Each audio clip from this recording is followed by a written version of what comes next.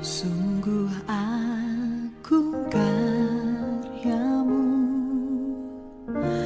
kau memilih di salib, rela tanggalkan mahkota yang kudus mulia. Paku yang menembusmu, bukti nyata kasihmu, darahmu Yesus kau curahkan, tebus hidupku. Sungguh mulia kau Tuhan, ku puja dan ku sembah, bagimu kemuliaan. Yesus kau Tuhan, kau penebus hidupku.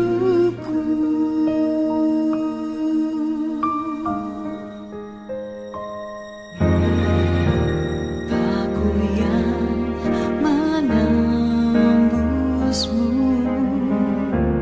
bukti nyata kasihmu, darahmu Yesus kau curahkan,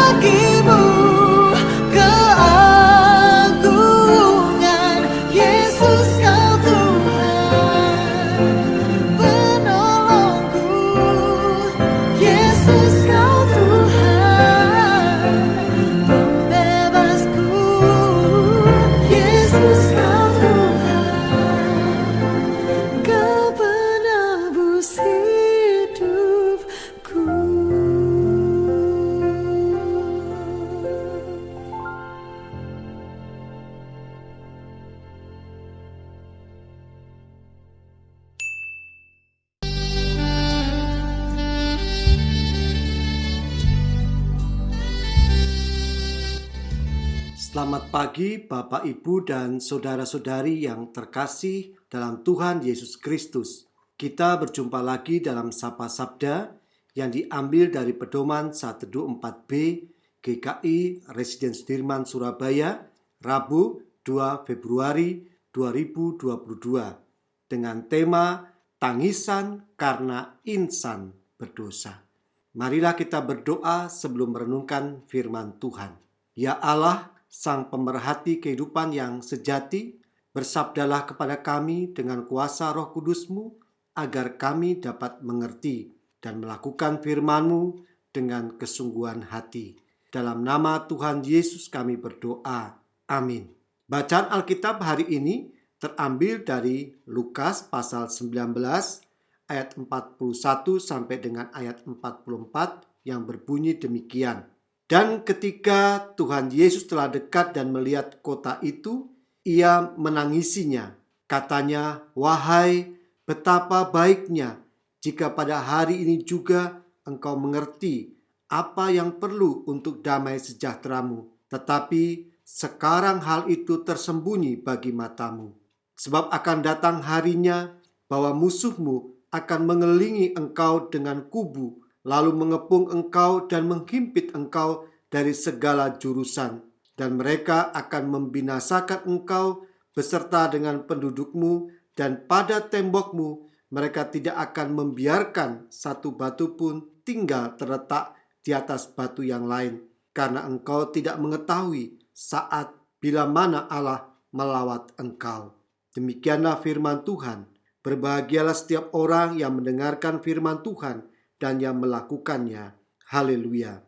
Bapak, Ibu, dan saudara-saudari yang terkasih dalam Kristus, suatu tangisan dapat terjadi atau disebabkan oleh berbagai alasan.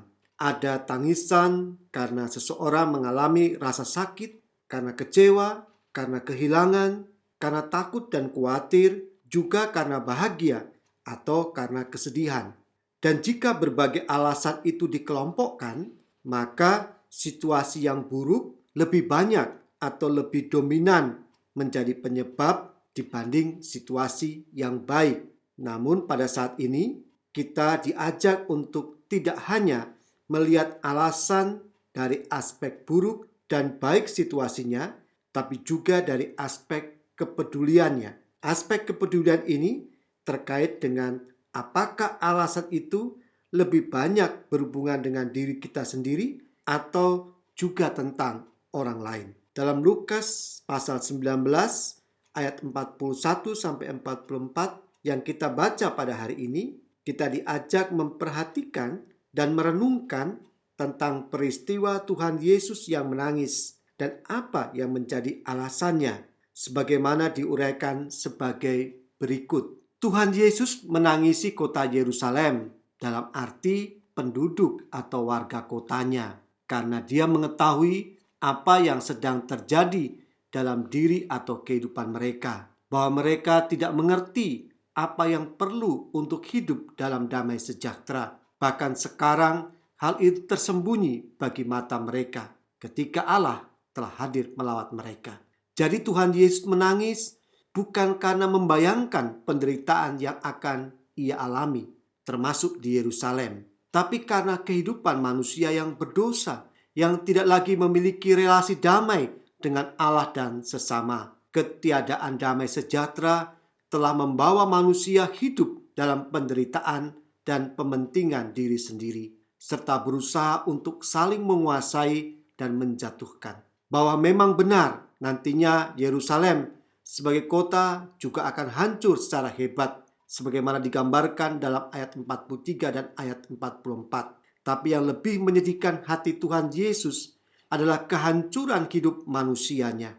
Kota yang seharusnya menjadi tempat yang damai seperti arti namanya, tapi justru diwarnai suasana tidak adanya damai sejahtera. Bagian firman Tuhan ini hendak menunjukkan betapa kasihnya Tuhan bagi manusia, betapa hati Tuhan sedih melihat umat manusia yang akan binasa karena dosa, dan sekaligus memperkuat kerelaan dirinya untuk berkorban demi keselamatan umat manusia yang adalah ciptaan dan miliknya. Jadi dari aspek kepedulian, maka Tuhan Yesus lebih mengarahkan hidupnya bagi orang lain, bagi banyak orang, bahkan bagi semua orang. Kini marilah kita merenungkan, apakah yang sering membuat kita menangis atau sedih? Apakah karena keadaan, kesulitan, dan keinginan kita sendiri, atau karena sesama yang menderita dan dunia yang diwarnai dosa? Apakah kita rela berkorban demi hadirnya damai sejahtera bagi sesama demi kemuliaan Tuhan? Bapak, Ibu, dan saudara-saudari yang terkasih dalam Kristus, hendaknya dalam segala musim kehidupan kita tetap berupaya untuk melakukan karya pelayanan yang menghadirkan damai sejahtera bagi sesama serta yang berkenan kepada Tuhan. Mari kita berdoa. Ya Allah, jadikanlah kami sebagai umat-Mu yang tidak hanya memikirkan kesenangan diri sendiri, tapi lebih memperhatikan dan berbuat hal baik bagi kehidupan sesama yang membutuhkan kedamaian. Dalam nama Tuhan Yesus kami berdoa.